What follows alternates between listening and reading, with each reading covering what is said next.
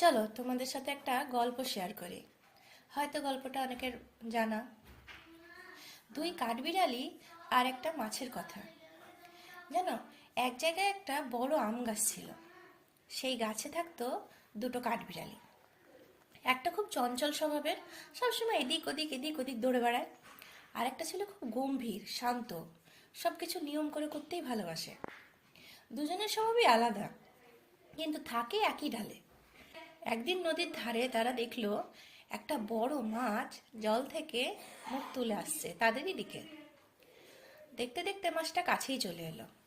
তারপর বলছে, এই যে তোমরা গাছের উপরে থাকো, সারাদিন শুধু তো লাফালাফি করো, তোমরা খাওয়া দাওয়া রান্না বান্না করো না?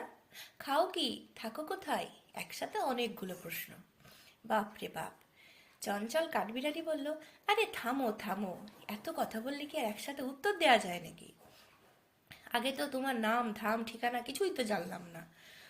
তখন মাছটা বলল, আমি তো এই নদীতেই থাকি। চলো ঠিক আছে। চঞ্চল কাঠবিড়ালি তখন হেসে বলল, সংসার? সংসারের আবার কি আছে, আমরা তো একসাথেই থাকি, একসাথেই খাই। তখন এইসব কথা গম্ভীর কাঠবিড়ালি চুপচাপ শুনছে। তাদের মধ্যে কথোপকথন কি হচ্ছে, কি দেখা যাচ্ছে, কি হয়। তখন মাছটা বলল, একসাথে থাকা আর একসাথে মানিয়ে চলা এক জিনিস? কখনো না, দুটো সম্পূর্ণ অন্য জিনিস। তখন চঞ্চল কাঠবিড়ালি একটু রেগে গেল।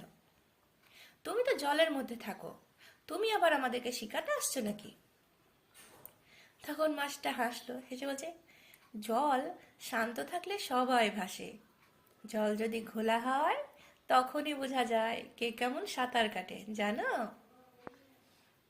গম্ভীর কাঠবিড়ালি সবই শুনছিল। তারপর একটু টুকুস করে বলল, আমাদের গাছেও তো হাওয়া লাগে, ডাল দুলে, তখন দুজনকে শক্ত করেই ধরে থাকতে হয়, না তো তো পড়ে যাব।